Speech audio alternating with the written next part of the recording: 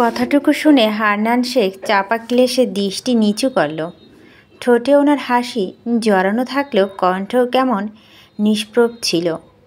মাহতি বৃদ্ধার অবস্থা যেন কিছুটা হলেও বুঝতে পারছিল, কিন্তু মুখে কিছু বলল না। হান্নান বুক ভর্তি নিঃশ্বাস টেনে সেটা সশব্দে ছেড়ে দিয়ে হালকা গলায় বলল, অতি আদরে বাদর হয়, কথাটি শুনেছ? মাহতিম প্রশ্ন শুনে উত্তরের জন্য হ্যাঁ বোধক মাথা নাড়াল। আর চোখে উত্তরটা জেনে হান্নান এবার স্পষ্ট করে বলল, মেজ বৌমা একটু বেশি আহ্লাদী, নিজের মেয়েকে একটু আলাদা বানাতে গিয়ে চরম অসভ্য বানিয়ে ফেলেছে। আমরা যখন ভুল করি তখন আমরা বকা খাই, আর সুরাইয়া তখন আদর পেত। তফাৎটা এবার বুঝো। যাই হোক, আজকের ঘটনা নিয়ে আমি নিজেকে খুব লজ্জিত। লজ্জা মাথাটা এভাবে কাটা যাবে ভাবতেও পারিনি। তা দাদু, তুমি এই বুড়ো মিনতিটুকু সম্মান হিসেবে রেখো। দয়া করে বাইরের কথা ভুলেও সাতকান করো না, না হলে নাতিদের বিয়ে দিতে পারবো না। মাহতিম আশ্বস্ত সুরে হাসি দিয়ে বলল, একজনের জন্য 10 জনের শাস্তি দিতে তো লাভ নেই দাদু। আমি এখানে মেহমান হিসেবে এসেছি, মেহমান হিসেবে চলে যাব। মাঝে ঘটনাটুকু অবশ্য ভুলে যাব। আপনি চিন্তামুক্ত থাকুন। সুরাইয়া সেই ঘটনার পর মাহতিম একটু নিস্তার পেল, কিন্তু স্বস্তি পেল না একদম।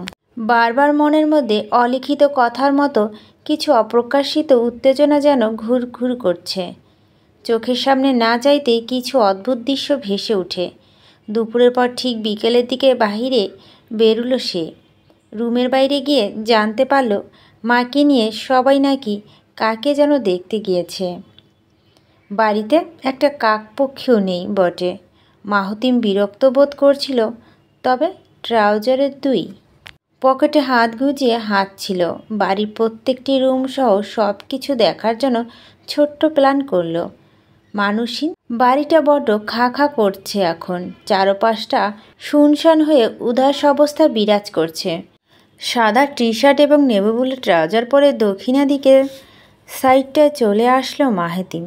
সিঁড়ি দিয়ে উঠতেই শান্তনানে সব কিছু দেখতে লাগলো। পা চালিয়ে হাঁটতে হাঁটতে রুমগুলো দেখলো মাহতিম। তখনই সে বুঝতে পারল এগুলো আসলে মেয়েদের রুম। যেহেতু বাড়িতে কেউ নেই, তাই স্বচ্ছন্দে তাদের রুমে ঢুকে 4 দেওয়ালে সূক্ষ্ম কারুকাজগুলো দেখছিল। কিন্তু বিধি যে অন্য কিছু পরিকল্পনা মত্তে ছিল সেটা কেউ জানতো না। ভাগ্য যে এমন জায়গায় সুতো গেঁথে দিচ্ছিল সেটা জটটা আসলে খুলবে না। মাহতিম মুগ্ধ দৃষ্টিতে সব কিছু পরখ করতেই একদম কোণার দিকে দ্বিতীয় রুমটার সামনে চলে আসলো। দরজা তখন খোলা এবং পর্দার দুপাশে চাপানো ছিল। সে নিশ্চিন্ত মনে ভিতরে পা রাখতেই চোখ দুটো আকস্মিকভাবে স্থির হয়ে গেল। বুকের ভিতর ভয়ঙ্কর যন্ত্রণা ক্ষিপ্র গতিতে ছুটতে লাগলো। ধুকপুক ধুকপুক করে দুটো কানে নরম পর্দার বুকে চাবুকাঘাত স্পষ্ট শুনতে পাচ্ছিল। কি হচ্ছিল নিজের সঙ্গে কিছুই টের পাচ্ছিল না সে। শুধু 2 চোখ চুম্বকের মতো দৃশ্যপটে ছেটে গেছে। ফুসফুসে অমন বেগতিকভাবে প্রক্রিয়া যেন কিছু বলার সাধ্য ফুরিয়ে গেছে। মাহতিম যে কখনো রুমে এসে দাঁড়িয়েছে খেয়ালই করেনি একজন। সে রুমের ভিতরে সদ্য গোসল সেরে শাড়ি পরা কাজে লিপ্ত ছিল। দরজার দিকে পিঠ দেওয়ালেতে খেয়াল করেনি একদম। আঙ্গুলের ফাঁকে শাড়ির কুচি আবদ্ধ করে মাথা নুয়ে মগ্ন ছিল। গুছানো কুচিগুলো একত্রে করে যেই শাড়ি খুলে পেটের কাছে গুজবে, এক পলকের জন্য আয়নার দিকে তাকায় মেহনুর। সঙ্গে সঙ্গে বিস্ফোরণ চাউনিতে স্তব্ধ হয়ে যায়। চোয়ালা বুঝিয়ে হাঁ করে তাকাতে অজান্তে হাঁ ফসকে সাজানো গুছানো কুচিগুলো পড়ে যেতে লাগলো। শাড়ির কুচিগুলো ছেড়ে দিয়ে হতভম্ব হয়ে গেছে মেহনুর। আয়না পানে দৃষ্টি দিয়ে বাকরুদ্ধ হয়ে আছে। মাহতিম কখন এসে দরজার কাছে দাঁড়িয়েছে এইটুকু টেরও পায়নি সে। বুকটা ধপাস ধপাস করে কাঁপছে ওর। গলা শুকিয়ে কাঠ হয়ে গেছে। চোখের অবস্থা পলকহীন। হঠাৎ থরথর করে কাঁপতে লাগলো মেহিনুর।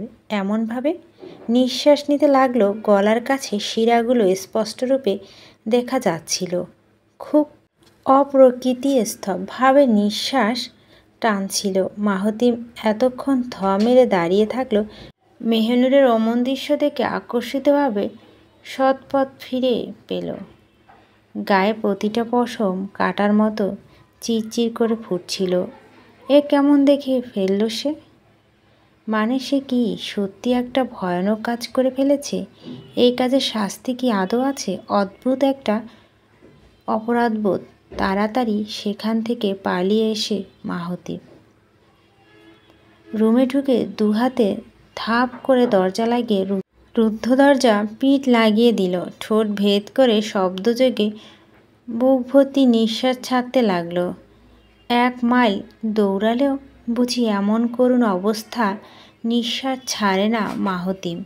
কপালের ওপর ঘামে রীতিমতো চকচক করতে লাগলো। নিজেকে শান্ত স্থির করতে তৎক্ষণাৎ চোখ বন্ধ করে ফেলল। কাটায় কাটায় 10 মিনিট পর ধীরে সুস্থে বিছানায় এসে বসল। দৃষ্টি তখন ফ্লোরে রেখে স্তব্ধ ভঙ্গিতে বসেছিল। জীবনে অনেক মেয়েকে সে দেখেছে, যুবতী, নারী, বালিকা, সাবলিকা সব সে দেখেছে, কিন্তু আজকের মতো অন্যমনস্কা উদাসীন আগে কখনো দেখেনি। সেই রূপের কাছে দৃষ্টি আটকে যায়, সেই চোখের মাঝে যেন দিক হারিয়ে ফেলে। সেই ভঙ্গির মাঝে অভিভূত হতে হয় বারবার। সাদা রঙের মাঝেও গোলাপি রঙটা মিশালে যেমন রূপের দেখা মিলতে পারে, তেমন গায়ের রং ছিল মেহিনুরের। চোখের দৃষ্টি ছিল অতল স্পর্শ, গভীরতম। ভুরু দুটো ছিল সরু এবং খুব সুন্দর। চোখ দুটো পাপড়ি ছিল ঘন পাপড়িময় প্লাবন। পলকের জন্য যখন চোখের পাতা বুজে আসে তখন দেখা যায় রাজ্যের শ্রীযুক্ত অনন্য সৌন্দর্য। কম্পনামান উষ্ঠ দুটি কৃষ্ণচূড়া ফুলের মতো রক্তিম লাল ওর। কৃষ্ণচূড়া ফুলের উপর বাতাসের স্পর্শ লাগতে যেমন হেলে দুলতে থাকে, ঠিক তেমন থরথর করে ঠোঁট দুটো কাঁপছিল ওর। মাহতিব অমন ভরা রূপের সৌন্দর্য দেখে তীব্র উৎকণ্ঠা ছটফট করছিল। আকস্মিক আকর্ষণটা ভুলে যেন তৎক্ষণাৎ সেই চোখ বন্ধ করল, কিন্তু বেহায়া মনটা মস্তিষ্কে বিপরীতে কল্পনা করতে ব্যস্ত হলো। কোনো কিছু আর ঠিক কাদা ভাবতে পারল না। চিকন চিকন আঙ্গুলগুলো সাদাটে শাড়িতে অসংখ্য কুচি করছিল। পেটের কাছে কুচিগুচ্ছ গুছতে গিয়ে পেটের কাছটায় শাড়ি খুলেছিল। খুলেই যখন যথাস্থানে গুজবে তখন বাকরুদ্ধ হয়ে গেল মেহিনুর। এদিকে মাহতিমের ভিতরটা তুফানের মতো লণ্ডভণ্ড হয়ে যাচ্ছে। একের পর এক জলোচ্ছ্বাস তীব্র ঝাপটা ভয়ঙ্করভাবে মনের উঠানে আছড়ে পড়ছে। ঠোঁট ও চোয়াল বরফের মতো শক্ত হয়ে আসছে। নিজেকে স্থির রাখা বড় দায় ছিল ওর জন্য। তবুও নিজেকে সংযত করে সেখান থেকে পালাতে সক্ষম হয়েছিল। কিন্তু মেহিনুর অবস্থা যে বেগতিক মাত্রায় খারাপ হয়ে যাচ্ছিল সেটা হয়তো মাহতিম জানে না। বাবা দাদাই ছাড়া অন্য কোনো পুরুষের সামনে সেই মেয়ে আসতোই না। আজ এমনভাবে একজন পুরুষের সামনে আসলো সেটা সত্যি লোমহর্ষক ঘটনা মতোই ছিল। মেহিনুর তখন অবাক, হতবাক, নির্বাক হয়ে গেল। শাড়িটা পরার মতো মানসিকতা একেবারেই লুপ্ত হয়ে গেছিল। ঠিক করে সময়ের স্রোত অনেকক্ষণ পেরিয়ে গেল। অনুমান করা না গেলেও বাইরে সাজের আধার নেমেছিল। চতুর্দিকে আল্লাহ আকবর ধ্বনিটা নির্জনতা ভেদ করে মূর্ছনার মতো ছড়িয়ে পড়ছিল। আজানের সুরে পুরোপুরি চৈতন্য ফিরে পায় মেহিনুর। আবিষ্কার করে রুমের ভিতর ঘুটঘুটে অন্ধকার। লাইট জ্বালানো হয়নি, সেই সঙ্গে বাড়ির আনাচে কানাচে এখনও কেউ বাতি জ্বালায়নি। তার মানে এখনও কেউ বাড়ি ফিরেনি। অন্ধকারের মধ্যেই আন্দাজের সঙ্গে শাড়ি পরল মেহিনুর। পিঠের ওপর আঁচল টেনে জুপ ধুপ হয়ে ঢাকল নিজেকে। অন্ধকার নিঃশেষ করে লাইট জ্বালিয়ে দিল সে। আধভেজা দরজার দিকে নজর পড়তে বুকটা কাপড় চিপড়ে ফেলার মতো মুচড়ে এলো ওর। বয়সের গণ্ডি 16 পেরিয়ে 17 কোঠায় পা দিলেও ছোট থেকেই অন্তর্মুখী স্বভাবের মেয়েও। চঞ্চলতার স্বভাব মেহনুরের বড্ড অপছন্দ। একটু বুঝতে শেখার পর থেকেই কম কথা বলে, প্রয়োজনীয় আড্ডাটা দাদা ভাইয়ের সাথে বেশি দেয়। বেশিরভাগ সময় বিভিন্ন লেখকের বই পড়তে পড়তে চলে যায়, তবে বাকিটুকু সময় পড়াশোনার জন্য খাটায় আর প্রয়োজন মতো মা এবং বড় মার সাথে রান্নাঘরে চলে যায়। মেহনুর নিজেকে চূড়ান্তভাবে শান্ত করে চুপচাপ বাইরে পা রাখল। ডানে বা বামে ভালো মতো দেখে নিয়ে সিঁড়ির ধারে নিচে নামলো। আঙিনা দাঁড়িয়ে ওদের ঠিক বিপরীত দিকে দোতলার দিকে তাকালো। কেবল একটা রুমেই লাইট জ্বলছে, সেখানে বাকি সব রুম অন্ধকার। মেহনুর পরপর দুটো ঢোক গিলে আঙিনার বাতিটা জ্বালিয়ে দিল। একইভাবে সিঁড়ির বাতি, উঠানের দিকে বাতি, বড় 3 বোনের রুমের বাতি জ্বালিয়ে রান্নাঘরে গিয়ে চুলায় চায়ের পানি চড়ালো। দাদাভাই মসজিদ থেকে ফিরে চায়ের জন্য অপেক্ষা করবে, কিন্তু আজ দাদাভাইয়ের সাথে কিভাবে আড্ডা দিবে? সেই পুরুষোচিত দৃষ্টি কবলটা কিভাবে মুখে ফুটে বলবে? এটা অসম্ভব, বলা যাবে না ওর পক্ষে। রাতের দিকে খাবার পর্ব হলো, কিন্তু মাহতিম খেতে এলো না। অনেকবার ডাকা সত্ত্বেও মাহতিম খাবারের জন্য রাজি হলো না। মেহনুর অতিথির জন্য রুমের ভিতর খাবার খেয়ে নিত, কিন্তু আজ যেন প্লেটের খাবার পলিথিনে মুড়িয়ে গোয়ালের গরুকে খেতে দিয়ে সে কেউ জানে না। ভাতের একটা দানাও গলা দিয়ে নামে না। জো নেই দুজনের। চোখ বন্ধ করলেই এখনও সেই দৃশ্য ভেবে গা শিহরে ওঠে। রাতে খুব তাড়াতাড়ি শুয়ে পড়ল সে, কিন্তু ঘুম এলো না একটু। খোলা জানালার বাইরে আবদ্ধ হওয়া চোখ দুটো অশ্রুতে টলমল করছে। বর্ষণ হচ্ছিল নীরবে, নির্বৃত্তে, আড়ালে, অপ্রকাশ্যে, চুপি চুপি, নিঃশব্দে। বাঁধ ভাঙা কান্নায় মেহনুর ঠোঁট কামড়ে কাঁদছিল। নিজেকে কড়া নিয়মে বেঁধেছে এতদিন, কঠোরভাবে সেই নিয়মকানুন মেনেছে। আজ বাতাসের মতো এক ঝাটকায় সব কিছু শেষ হয়ে গেল। অন্যদিকে বুকের ভিতর হাঁসফাঁস করছে মাহতিমের। জীবনে এমন পর্যায়ে এসে কখনো পস্তাতে হবে ভাবতেও পারেনি সে। ঘন্টার পর ঘন্টা সময় চলে গেলে নীতির রুমে সব কাজিন, সব বন্ধুমহল আলোচনা বসে। কয়েক ঘন্টা ব্যবধানে মাহতিমের অবস্থা এমন কেন হয়েছে সেটা ভেবে পাচ্ছে না ওরা। নীতি বোনদের মধ্যে বড় হলে বুদ্ধিতে সবার বড়। সৌভিক বন্ধুদের মধ্যে সবচেয়ে হারামি হলেও কাজে বেলায় ন্যায়নিষ্ঠা। নীতি এবং সৌভিক কাছে ব্যাপারটা উদ্ভট লাগলো এবং তখনই প্ল্যান করলো সোজাসাপটা মাহতিমকে জিজ্ঞেস করবে। সব কিছু ঠিকঠাক মতো ভেবে সবাই মাহতিমের রুমে এসে বসে, ঘেরা করে ধরে মাহতিমকে। সবাই প্রথম নীতির প্রশ্নটা করে, ভাই তো কি হয়েছে বলবা?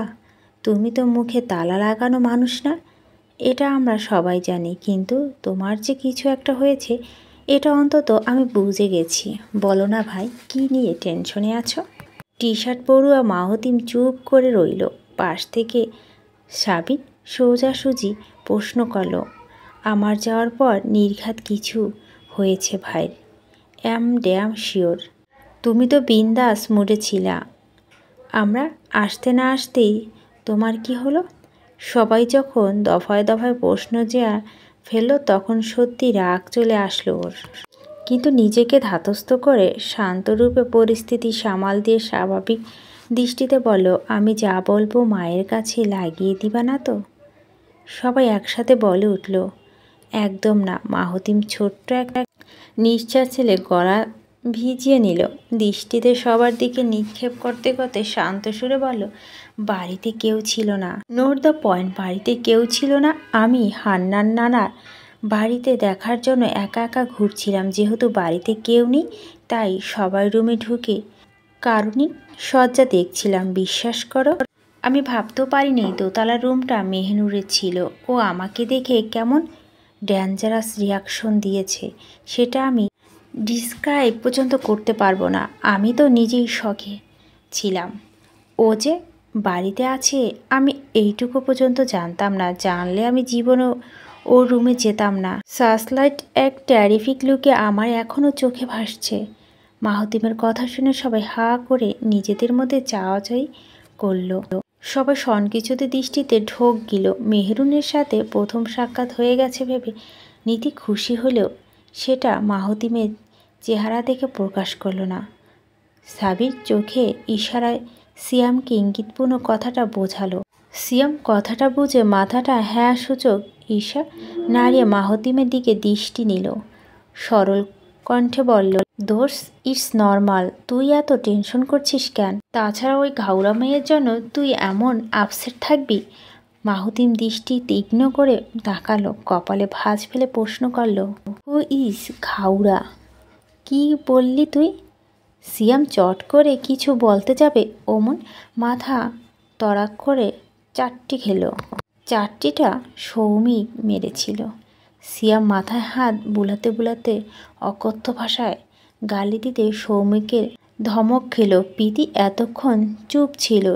সে হঠাৎ অন্যমনস্ক ভঙ্গি বলল, ভাইয়া একটা কথা জিজ্ঞেস করব, যদি সত্যি না বলো সোজা কাকিমার কাছে বিচার দিব। মাহতিম ক্লান্ত ভঙ্গিতে নিঃশ্বাস ছেড়ে বলল, বলে ফেলো, জননী নামে থ্রেট দিতে যাস না। মা জননী শুনলে কি কাহিনী হবে আমি চোখের সামনে দেখতে পাচ্ছি। সবাই উৎসুক দৃষ্টিতে টান টান উত্তেজনা নিয়ে প্রীতির দিকে তাকালো। ফারিন এমনভাবে তাকিয়েছিল যেন প্রীতির মুখটা চোখ দিয়ে ঢিলে খাবে। প্রীতি সেদিকে ধ্যান না দিলেও মেহনুরকে দেখলে কি বুকে ধুকপুক হয়?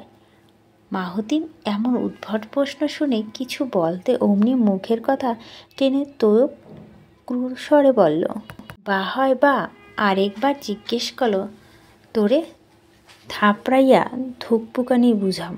বড় ভাইরে এসব প্রশ্ন করে? দুদিনের মাইয়া কেমনে সবার সামনে প্রশ্ন করে? হায় কপাল, কি দুনিয়া আসলো। এই মাহতিম, তুই তোর বোনগুলারে টাইম দেস না কেন? শালা কেমনে ঠাস ঠাস কোয়াশন করতেছে। আমার বোন হইলে থাপড়াইয়া কানসা ফাটাইতাম। মাহতিম গম্ভীর হয়ে বসে থাকতে তোয়েব কথা শুনে হেসে ফেল। হাসি ভঙ্গিতে তোয়েবের পিঠ চাপড়ে বলল, আমি ওদের এটাই শিখিয়েছি দোস্ত। কোনো প্রশ্ন আসলে হেটিটেস না করে সোজা আমাকে বলে দিবে। পেটের কথা রেখে লাভ কি? তাছাড়া প্রীতি এখন 20, শুধু শুধু ধমকাবো কেন? এবার প্রীতির দিকে তাকিয়ে শান্ত ভঙ্গিতে বলল মাহতিম, শোন প্রীতি, সম্ভাষণ আমি ওকে দেখলেই ধুকপুক ফিল করি না। ও তো আমার চেয়ে অনেক ছোট। ওর মতো পুচকি জন্য আমার হার্টবিট ফাস্ট হবে? বয়সের হিসাবটা একবার মিলিয়ে দেখ। ছি ইজ টু মাস জুনিয়র। এটা তো চলে না প্রীতি। তোর ভাইয়ার বয়স কি ভুলে গেলি? মাহতিমের কথা শুনে সবাই নীরবে তাকিয়ে রইল। এক হতাশার নিঃশ্বাস সবার বুক ঢেলে বের হলো। তখন কাজও দায়িত্বের চাপে মাহতিম যে 30-এর কোঠা পেরিয়ে ফেলেছে সেটা সবাই জানত। মাহতিম হাসি সুরে বলতে লাগলো, তোরা আমার লাইফটা যে সেটেল করতে যাচ্ছিস আমি জানি। আমি এটাও জানি তোরা পুরো ইনফরমেশন কালেক্ট করে এখানে আসার প্ল্যান করেছিস।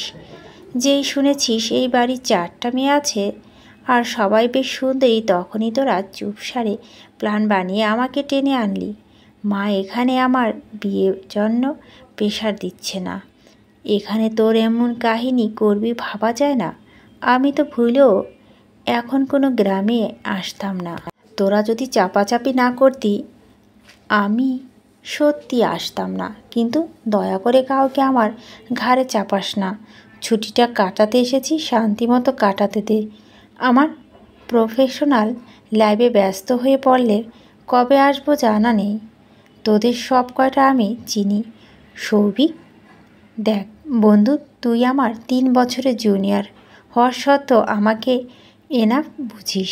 তোর সাথে আন্ডারস্ট্যান্ডিংটা এজন্যই টিকেছে কারণ তুই আমার ওপর কোনো বিষয় নিয়ে ফোর্স করিস না। প্লিজ দোস্ত, তোরা কেউ আমাকে এসব প্রেম বিয়েতে জোর জবস্তি করিস না। মন থেকে কিছু ফিল করলে এমনি এসব ভিড়তে বাধ্য হব, কিন্তু মনের বিপক্ষে কিছু করা আমার জন্য পসিবল না। সৌভিক তৈয়ব এবং সিয়াম কিছুক্ষণ চুপ থাকলো। মাহতিম ওদের সবার বড়, কিন্তু আচরণের দিক দিয়ে ততই যেন ওদের প্রিয়।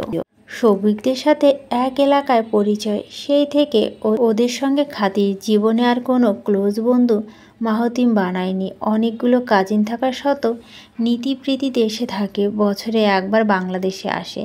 এবার ব্যতিক্রম হয়নি।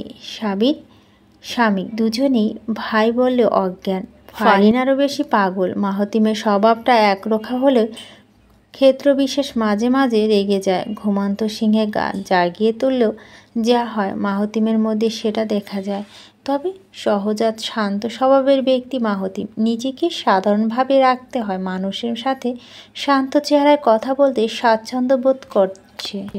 জীবনটা গোছালো হলেও নিজেকে কঠোর বিধিনিষেধ রাখতে পছন্দ করে। কিছু মানুষের জীবনে সব থাকা সত্ত্বেও অদ্ভুত শূন্যতা যেন বিরাজ করে, তেমনি মাহতিমও তার গোছানো জীবনে কিছু একটা কমতি অনুভব করে। সকালের নাস্তা সারতে খাবার ঘরে যায় মাহতিম। সেখানে গিয়ে দেখে সবাই খাওয়া প্রায় শেষ হয়ে গেছে। শুধু নীতি আর শাহনাজ একসঙ্গে গল্প করে রুটি তরকারি খাচ্ছে। মাহতিমকে বসতে দেখে শাহনাজ তড়িঘড়ি করে উঠে প্লেট এগিয়ে দুটি রুটি একটা বাটিতে তরকারির ঝোল বেড়ে দেয়। পুনরায় টেবিলে বসতে মাহতিম রুটি ছিঁড়তে থাকে। ছেঁড়া রুটি ঝোলে চুবাতে নীতির কথা মাঝে শাহনাজকে বলে উঠলে, আচ্ছা, সকাল থেকে যে মেহনুরকে কোথাও দেখলাম না, ও কোথায়? ও কি ঘুম থেকে ওঠেনি? খেতে গিয়ে মাত্রাতিরিক্ত হোঁচট খেলো মাহতিম। ঝোলের ভেজানো রুটিটা আর দাঁতে চিবানোর সাহস পাচ্ছে না। মেহনুর যে লজ্জায় আর রুম থেকে বেরোচ্ছে না স্পষ্টরূপে বুঝে গেছে মাহতিম। নিজেকে প্রচুর গালাগাল করল সে। কাল কেন ওই দিকটায় গিয়েছিল? একটা মেয়ের লজ্জায় ফেলা ইচ্ছে কোনো কালে ওর ছিল না। নীতির প্রশ্ন শুনে শাহনাজ রুটি ছিঁড়তে পারল না। মনে উদাস করে নিচু সুরে বলল, ওর শরীর খারাপ। নীতি ভোরবেলা থেকে জ্বরে কাঁপছে। ছোট মা ফজরের নামাজ পড়ে কি মনে করে ওর রুমে গেল, গিয়ে দেখে জ্বরে কুকরিয়ে কাঁপছে। দাদাভাই এজন্যই তো তাড়াতাড়ি খাওয়া সারল। ডাক্তার ডাকা ছাড়া উপায় নেই। জলপট্টিও কাজ দিচ্ছে না। 7টার দিকে একবার গোসল করিয়েছে, কাজ হয়নি। জ্বর একদম কমছে না। নীতির কথাগুলো শুনে পদে পদে চমকে যাচ্ছিল। অসুস্থ হওয়া আসল কারণটা অনুমান করতে তৎক্ষণাৎ কিছু মনে পড়ার ভঙ্গিতে দ্রুত মাহতিমের দিকে তাকালো। অমনি গলা শুকিয়ে এলো ওর। মাহতিম এখন প্লেটের দিক তাকিয়ে সাংঘাতিকভাবে রুটিটা মুচড়ে ফেলেছিল। হাতে ভয়ঙ্কর পেস্টনে রুটিটা টুকরো টুকরো হয়ে ছিঁড়ে যাচ্ছিল। নীতি ঠোঁট ভিজিয়ে মাহতিমের দিকে দৃষ্টি রেখে পানির গ্লাসে চুমুক দিল। গলা ভিজানোর ভীষণ দরকার।